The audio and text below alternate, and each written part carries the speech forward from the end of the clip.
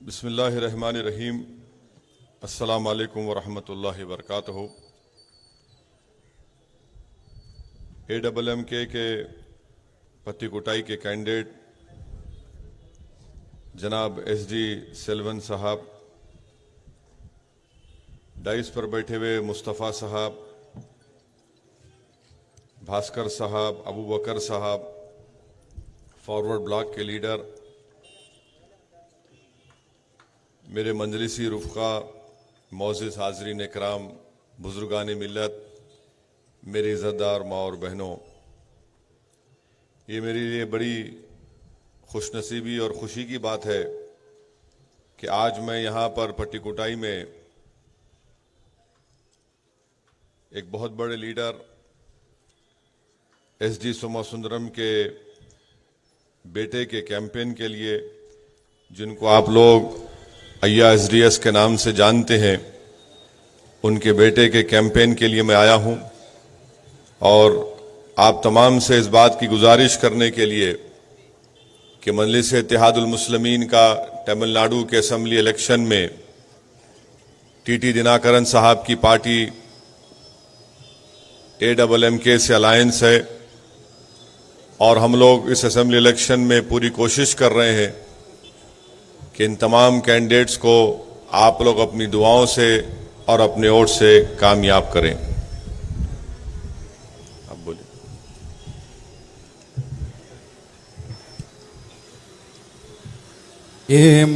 AMMK வேட்பாளர் SDS செல்வம் அவர்களே, தமிழ் மாநில முஸ்லிம் லீக் தலைவர் முஸ்தபா அவர்களே, பாஸ்கர் அவர்களே, இன்னும் மஜ்லிஸ் கட்சியை சேர்ந்த நிர்வாகிகளே, இங்கு கூடியிருக்கக்கூடிய ஆண்களே, பெண்களே, பட்டுக்கோட்டையில் இது ஒரு சந்தோஷமான செய்தியாக உள்ளது. மறைந்த முன்னாள் தலைவர் SDS சோமசுந்தரம் அவர்களின் மகனிற்காக நான் இங்கு பிரச்சாரம் செய்ய வந்துள்ளேன். MAM கட்சியாக இருக்கிறது. இந்த சட்டசபையிலே மக்கள் செல்வம் TTV அவர்களுடன் கூட்டணி வைத்து நாங்கள் இங்கு வெற்றி பெறுவதற்காக ஒரு முயற்சி செய்து கொண்டிருக்கின்றோம். आप लोग यहाँ के AMMK कैंडिडेट SDS सेल्वन साहब के वालिद साहब को जानते हैं और अय्या SDS 3 मरतबा आपने उनको लोकसभा के लिए तंजावुर से कामयाब किया और अय्या SDS 11 साल तक रेवेन्यू मिनिस्टर रहे। जब MGR और मैडम अम्मा यहाँ के CM थे, अय्या SDS ने रेवेन्यू मिनिस्टर के तौर पर कई रिफॉर्म लेकर आए और रेवेन्यू बोर्ड को उन्होंने ख़त्म किया, जिससे कई गरीब लोगों को, ख़ास तौर से मुस्लिम माइनॉरिटी को, दलित को, बैकवर्ड क्लास के लोगों को इससे बहुत बड़ा फ़ायदा हुआ।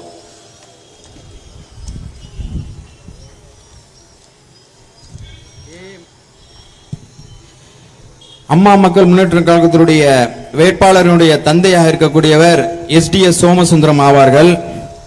3 முறை தஞ்சாவூரிலிருந்து லோக்சபாவிற்கு தேர்ந்தெடுக்கப்பட்டவர். 11 வருடம் வணிக வரித்துறையின் அமைச்சராக இருந்திருக்கிறார்.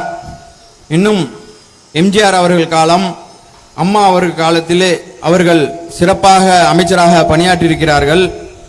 அவர்கள் வணிக வரித்துறை அமைச்சராக இருக்கும் பொழுது அந்த ரெவென்யூ போர்டு என்பதை நீக்கி இருக்கிறார்கள். இதனால் இஸ்லாமியர்கள், दलितகள், இன்னும் பிற்படுத்தப்பட்டவர்களுக்கு அதிக நன்மை கிடைத்துள்ளது.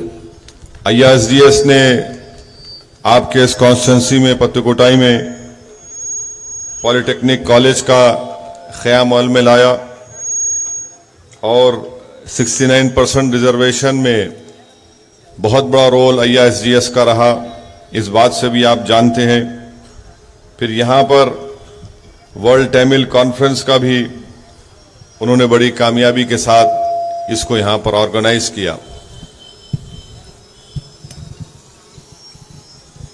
ஐயா SDS அவர்கள் பட்டுக்கோட்டையிலே பாலிடெக்னிக் காலேஜ் ஒன்றை உருவாக்குவதற்கு காரணமாக இருந்தார்கள். அது மட்டுமின்றி தமிழகத்திலே 69% இடஒதுக்கீடு வருவதற்கும் முக்கிய காரணமாக இருந்தார்கள். அது மட்டுமில்லாமல் தஞ்சையிலே உலக தமிழ் மாநாடு நடத்துவதற்கும் அவர் முக்கிய பங்கு ஆற்றினவர்கள். यहाँ पर आपके जो कैंडिडेट हैं SDS सेल्वम साहब बहुत पढ़े लिखे हैं, LLB BE करे हैं, सबसे ज्यादा काबिल हैं, सिंसियर हैं, मेहनती हैं और मुझे यकीन है कि अगर पत्ती कुटाई की इलेक्टोरेट उनको मौका देती है तो यकीनन आप तमाम के भरोसे को शर्मिंदा होने नहीं देंगे। वो अपने बाप के नाम को जिंदा रखेंगे और पत्ती कुटाई की आवाम को जो तकालीफ है, जो मुश्किलात हैं, मुझे यकीन है कि आप अगर उनको एक मौका देकर यहाँ के MLA बनाएंगे तो वो आपके तमाम उम्मीदों पर सही तरीके से उतरेंगे। SDS செல்வம் அவர்கள் நம்மளுடைய வேட்பாளர் படித்தவர், BE LLB படித்தவர், கடுமையான உழைப்பாளி, பண்பாளர். இங்குள்ள வாக்காளர்கள் அவருக்கு ஒரு வாய்ப்பு தந்தால் அவர் இந்த தொகுதியில் உள்ள இந்த மக்களுடைய அனைத்து குறைகளையும் நீக்குவார்கள். இன்னும் உங்களுடைய கோரிக்கைகளை அவர்களிடத்திலே நீங்கள் தெரியப்படுத்தினால் அந்த குறைகளை அவர் உடனடியாக நீக்குவார். आपके पत्ती कुटाई में बहुत बड़े प्रॉब्लम्स हैं, ख़ास तौर से यहाँ पर सीवरेज लाइन की बहुत ज़्यादा कमी है। सीवरेज लाइन नहीं होने की बिना पर गंदा पानी रोड पर आ जाता है। दूसरे यहाँ पर आपको एक बहुत बड़ी तकलीफ है, वो ये है कि रेगुलर एक्सप्रेस ट्रेन जो तिरुवरूर और कराईकुंडी में नहीं है उसको स्टार्ट करना। तीसरा, resumption of regular train service जो 150 किलोमीटर की 150 किलोमीटर्स की का सेक्शन है, तो तिरुचिरापल्ली से पेरुवरानी और अरंतगी में ये ऐसे प्रॉब्लम है जिसको अभी तक यहाँ के जिस किसी को आपने MLA बनाया उन्होंने ये काम नहीं किया। मुझे यकीन है कि अगर आप यहाँ से AMMK के कैंडिडेट को कामयाब करेंगे तो ये 3 अहम मसाइल जो आपके हैं वो इंशाल्लाह उसको ज़रूर हल करवाएंगे। और जहाँ तक ट्रेन सर्विस का मामला है, तिरुवरूर से लेकर कराईकुंडी में इंशाल्लाह मैं खुद पार्लियामेंट में इसका डिमांड करूंगा। இந்த தொகுதியின் முக்கிய குறையாக இருக்கக்கூடியது கழிவுநீர், சாக்கடை கழிவுநீரானது சாலையில் வந்து விடுகிறது. அது செல்வதற்கான முறையான ஒரு வடிகால் இல்லை. அது மட்டும் இல்லாமல் திருவாரூர் காரைக்குடி அந்த ரயில் பாதை அந்த குறையை இந்த இவர் தேர்ந்தெடுக்கப்பட்டால் நீக்குவார்கள். இன்னும் திருத்துறைப்பூண்டி, அறந்தாங்கி போன்றவற்றில் உள்ளது. நான் பாராளுமன்றத்திலே இந்த திருவாரூர் காரைக்குடி ரயில் பாதை அமைப்பதற்காக என்னுடைய குரலை நான் உயர்த்துவேன் என்று இங்கு நம்முடைய தலைவர் பாரிஸ்டர் வைசி அவர்கள் குறிப்பிட்டுள்ளார்கள். तमिलनाडु की पॉलिटिक्स में हमेशा 2 पार्टी का रूल रहा, ADMK या DMK का। पहली मर्तबा आज AMMK में का जो अलायंस बना है जिसमें MIM भी उसका हिस्सा है। मुझे पूरा यकीन है कि इस मर्तबा एक थर्ड पॉलिटिकल अल्टरनेटिव तमिलनाडु की आवाम के लिए, तमिलनाडु के इलेक्टोरेट के लिए, जो यहाँ पर एक पॉलिटिकल स्पेस भी है, पॉलिटिकल वैक्यूम भी है, वो TT दिनाकरन की लीडरशिप में एक थर्ड पॉलिटिकल अल्टरनेटिव के तौर पर यहाँ पर उभरेगा। தமிழ்நாடு அரசியலில் இதுவரை 2 அரசியல் கட்சிகள் மட்டுமே கோலோச்சி உள்ளார்கள். ஒன்று ADMK, மற்றொன்று DMK. தமிழக அரசியலிலே முதல் முறையாக 3வது அணியாக அமமுக என்ற கட்சி போட்டியிடுகிறது. இதில் மக்கள் செல்வர் டிடிவி அவர்கள் களம் காண்கிறார்கள். இந்த மூணாவது அரசியல் அணியாக இருக்கிறது. தமிழகத்தில் உள்ள அரசியல் வெற்றிடத்தை கண்டிப்பாக மக்கள் செல்வர் டிடிவி அவர்கள் நிறைவேற்ற பூர்த்தி செய்வார்கள் என்று நம்முடைய தேசிய தலைவர் அவர்கள் குறிப்பிட்டுள்ளார்கள். डीएमके अलायंस है और डीएमके की तरफ से टीटी दिनाकरण को और असदुद्दीन ओवैसी पर ये इल्जाम लगता है, एलिगेशन लगता है कि हम लोग वोट काटने को आए हैं या फिर सेकुलरिज्म को कमजोर करने को आए हैं। मैं आपको सिर्फ यही बताना चाहता हूं कि डीएमके का जो इलेक्शन मैनिफेस्टो है, जिसमें वो ये कह रहे हैं कि पत्ताकुटाई में कास्टिक सोडा की फैक्ट्री लगाएंगे और अगर वो लगाएंगे तो इससे एक बहुत बड़ा एनवायरमेंट डिजास्टर आपके इस एरिया में हो सकता है। दूसरी बात, डीएमके का इलेक्शन मैनिफेस्टो आप देख लीजिए। इलेक्शन मैनिफेस्टो में डीएमके कहती है कि अगर उनको पावर मिलेगा तो 1000 करोड़ टेम्पल्स को देंगे और 200 करोड़ मस्जिद और चर्च को देंगे।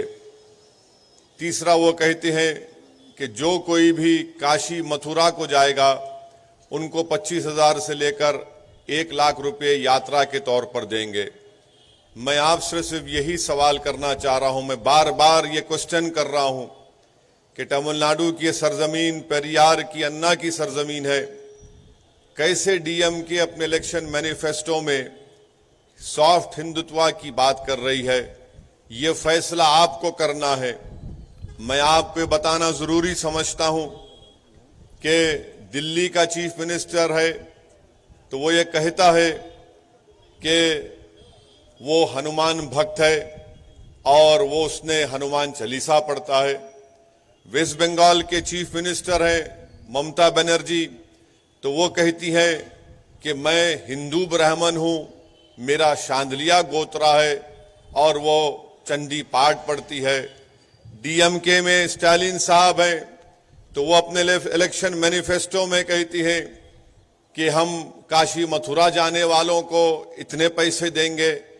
आखिर इस मुल्क में जो सेकुलरिज्म है, जो इक्वालिटी, लिबर्टी, जस्टिस की बात बाबा साहेब अंबेडकर ने अपने कॉन्स्टिट्यूशन में की है, क्या वो इसको बरकरार रखेंगे या फिर उसको खत्म कर देंगे?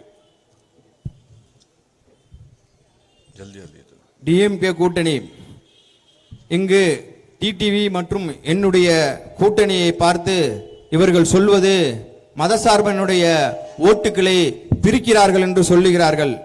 நான் கேட்கிறேன், டிஎம்கே தன்னுடைய தேர்தல் அறிக்கையை வெளியிட்டது. அது இந்த பகுதியில் காஸ்டிக் சோடா தொழிற்சாலை அமைப்பதற்காக நாங்கள் முயற்சி செய்வோம் என்று சொல்கிறார்கள். ஆனால் அது வந்தால் இப்பகுதியில் உள்ள அந்த சூழ்நிலை, அதாவது என்விரான்மெண்டல் என்று சொல்லக்கூடிய சுற்றுச்சூழல் பாதிக்கப்படும் என்று சொல்கிறார்கள். அது மட்டும் இல்லாமல் கோவில்களுக்கு ஸ்டாலின் அவர்கள் தன்னுடைய அறிக்கையிலே நான் 1000 கோடி தருவதாக சொல்கிறார். ஆனால் அதே வேளையில் சர்ச்சு மற்றும் மசூதிகளுக்கு என்னால் வெறும் 200 கோடி மட்டுமே தருவதாக குறிப்பிட்டுள்ளார்கள். அது மட்டும் இல்லாமல் காசி மதுரா புனித யாத்திரை செல்வதற்கு நான் 25,000 முதல் 1 லட்சம் வரை தருவதாக சொல்லுகிறார்கள். என்னுடைய கேள்வி திரும்ப திரும்ப இது எழுப்பப்படுகிறது. இது பெரியார் மற்றும் அண்ணாவுடைய மண்ணாக இருக்கிறது. இப்படிப்பட்ட இடத்திலே இதை போன்ற மத சம்பந்தமான தேர்தல் அறிக்கை எப்படி வருகிறது என்று தெரியவில்லை என்று கேட்கிறார்கள். அது மட்டுமல்ல, டெல்லியினுடைய முதல்வர் அவர்கள் நான் அனுமான் பக்து, நான் அனுமான் சால்சா படிப்பதாக சொல்கிறார். மம்தாவோ நான் இந்து பிராமணன், சாந்திலி கோத்ராவை சேர்ந்தவர், சாலிப்பட் படிப்பதாக சொல்கிறார்கள். ஆனால் இங்கு ஸ்டாலின் அவர்கள் காசி மதுரா செல்வதற்கு நான் இங்கு பணம் தருவதாக கூறுகிறார்கள். மத சார்பின்மை, சமத்துவம், சகோதரத்துவம் இது போதித்தவர் அம்பேத்கர் ஆவார்கள். அப்படிப்பட்ட மண்ணிலே இதை போன்ற மத द्वेषங்கள் பரப்பப்படுகிறது என்பதை வருத்தத்துடன் தெரிவிக்கிறார்கள். एडब्ल्यूएमके के इलेक्शन मैनिफेस्टो में ये साफ और वाजे तौर पर कहा गया कि सच्चर कमेटी और रंगनाथ मिश्रा कमीशन के रिकमेंडेशंस के इम्प्लीमेंटेशन के लिए टीटी दिनाकरन साहब की पार्टी सिंसियरली उसको इम्प्लीमेंट करेगी। उन्होंने ये भी वादा किया कि माइनॉरिटी मुस्लिम्स के लिए 5% रिजर्वेशन होगा। तीसरा उन्होंने कहा कि जो 41 प्रिजनर्स मुस्लिम कन्विक्टेड लाइफ प्रिजनर्स जेल में है, जिसको एडीएमके ने रिलीज नहीं किया, एडब्ल्यूएमके को अगर तमिलनाडु की जनता अपने दुआओं से वोट से कामयाब करती है तो उसको उनको छोड़ेंगे। நம்மளுடைய அமமுகவினுடைய தேர்தல் அறிக்கையிலே மக்கள் செல்வர் டிடிவி அவர்கள் தினகரன் அவர்கள் தெரிவித்தது, சச்சார் கமிட்டி மற்றும் ரங்கநாத் மிஸ்ரா அறிக்கையில் என்ன சொல்லப்பட்டுள்ளதோ அதை நான் முழுமையாக இந்த தமிழகத்திலே அமல்படுத்துவேன். இரண்டாவதாக இஸ்லாமியர்களுக்கு 5% இடஒதுக்கீட்டை நாங்கள் ஆட்சிக்கு வந்தால் தருவோம் என்று சொல்லியிருக்கிறார்கள். மூன்றாவதாக 41 சிறைவாசிகள் குற்றவாளிகளாக இன்று சிறையில் உள்ளவர்களே நான் விடுவிப்பேன் என்று சொல்லுகிறார்கள். எனவே இங்கே இருக்கக்கூடிய மக்கள் இஸ்லாமியர்கள் டிடிவி தினகரன் அவர்களுடைய கட்சிகளுக்கு ஆதரவு அளித்து மிகப்பெரிய வெற்றியை தரும்படி நான் கேட்டுக்கொள்கிறேன் என்று கேட்டுள்ளார்கள். इस तरह से अगर सॉफ्ट हिंदुत्व डीएमके या फिर वेस्ट बंगाल या दिल्ली की पार्टीज करेंगे, आप मेरी बात याद रख लेना, एक दिन इस मुल्क में इजराइल में जिस तरह से ultra right wing Jewish parties Israel में पॉलिटिकल इंस्टेबिलिटी पैदा कर दिए एक दूसरे के कंपटीशन में, ये वही दिन कभी ना कभी इस मुल्क में हमको देखना पड़ेगा। இன்று இந்த நாட்டிலே மிதவாத இந்துத்துவாவை அனைவரும் கையில் எடுத்துள்ளார். டெல்லியிலே உள்ள முதல்வரும் பெங்காலில் உள்ள மம்தாவும் கையில் எடுத்துள்ளாரோ அதே போல் ஸ்டாலினும் மிதவாத இந்துத்துவாவை கையில் எடுத்துள்ளார்கள். இது எப்படி இருக்கிறது என்றால், இஸ்ரேல் நாட்டில் உள்ள வலதுசாரி யூத அமைப்புகள் தங்களுடைய ஆட்சியை தன்னுடைய இருப்பிடத்தை தக்க வைத்துக் கொள்வதற்காக மிகவும் அதாவது சீரியஸான நிலைமை, எந்த அளவிற்கு வேணாலும் போகக்கூடிய நிலைமையை அவர்கள் கையெடுத்துள்ளார்கள். அப்படிப்பட்ட ஒரு நிலையை இந்திய நாட்டில் நடந்து கொண்டிருக்கிறது. இது மிகவும் வருத்தம் அளிக்கக்கூடியது என்று தெரிவிக்கிறார்கள். मेरी आपसे आखिर में ये गुजारिश है, क्योंकि मगरिब की अज़ां का वक्त होने जा रहा है, एमआईएम पार्टी का मकसद ये है कि मुस्लिम माइनॉरिटी, दलित वीकर सेक्शन का एक इंडिपेंडेंट पॉलिटिकल लीडरशिप बने। जब तक आपकी इंडिपेंडेंट पॉलिटिकल लीडरशिप नहीं रहेगी, इंडियन डेमोक्रेसी में जो आपको राइटफुल शेयर मिलना है, चाहे एजुकेशन में हो, एम्प्लॉयमेंट में हो, इक्विटी में हो, पॉलिटिकल शेयर हो, वो कभी नहीं मिलेगा। इंडियन मुस्लिम्स का प्रॉब्लम, सबसे बड़ा प्रॉब्लम ये रहा कि हमने बहुत मेहनत की, मगर हमने अपनी पॉलिटिकल इंडिपेंडेंट लीडरशिप को बनाने के लिए हमने जो मेहनत करना था उस तरह से हमने मेहनत नहीं की। मेरी आपसे रिक्वेस्ट है कि मेरी इस रिक्वेस्ट पर, इस तजवीज पर, इस सजेशन पर आप सीरियसली गौर करिए। और रहा सवाल एमआईएम पार्टी को कम्युनल बोलने वालों का, स्टालिन साहब की पार्टी के साथ कांग्रेस है। महाराष्ट्र में कांग्रेस पार्टी शिवसेना को सपोर्ट कर रही है और वो शिवसेना का चीफ मिनिस्टर बनाती है उद्धव ठाकरे को, और उद्धव ठाकरे महाराष्ट्र के असेंबली में खड़े होकर कहता है कि we are very proud that we demolish the Babri Masjid. आप बताइए यह कौन सा सेकुलरिज्म का ड्रामा डीएमके और कांग्रेस पार्टी कर रही है। रहा सवाल एडीएमके का, तो मैं आपके इस कॉन्स्टिट्यूंसी में पुत्ताकोटाई में खड़े होकर जिम्मेदारी के साथ कह रहा हूं कि इंशाअल्लाह ताला ना ईपीएस और ओपीएस ये दोनों घर में बैठने वाले हैं, इलेक्शन हारेंगे। क्योंकि जो मोदी का साथ देता है और जो भी बीजेपी के साथ जाता है उसको शिकस्त होती है, पॉलिटिकल ऑब्लिवियन में चले जाता है। मुझे यकीन है कि आखिरी इलेक्शन होगा, ईपीएस ओपीएस का, एडीएमके का कोई फ्यूचर नहीं है। हां, एडीएमके का फ्यूचर उसी वक्त होगा और जयललिता की लेगेसी को, एमजीआर के लेगेसी को अगर कोई जिंदा रख के उसको आगे ले सकता है तो तमिलनाडु की पॉलिटिक्स में एक नया होप, एक नया स्टार है, वो टीटी दिनाकरन बनेगा इंशाअल्लाह ताला। मेरी आखिर में आपसे गुजारिश है कि अप्रैल 6 तारीख को आप तमाम लोग अपने घर से निकलकर पूरे इत्मीनान के साथ आप अपना एक वोट प्रेशर कुकर पर बटन दबाइए। आपको डरने और घबराने की जरूरत नहीं है। हमने 60 साल डर डर कर वोट दिया है। आज असदुद्दीन ओवैसी, यकीनन मैं कोई काबिल आदमी नहीं हूं, मगर मैं आपको अपने जज्बात की तर्जुमानी करने के लिए मैं आपको एक दिल से अपनी बात कह रहा हूं कि उम्मीद की बुनियाद पर वोट दो। मोदी से डरना नहीं है हमको, ना किसी से डरना है, हमको सिर्फ अल्लाह की जात से डरना है। अल्लाह हमारे लिए काफी है।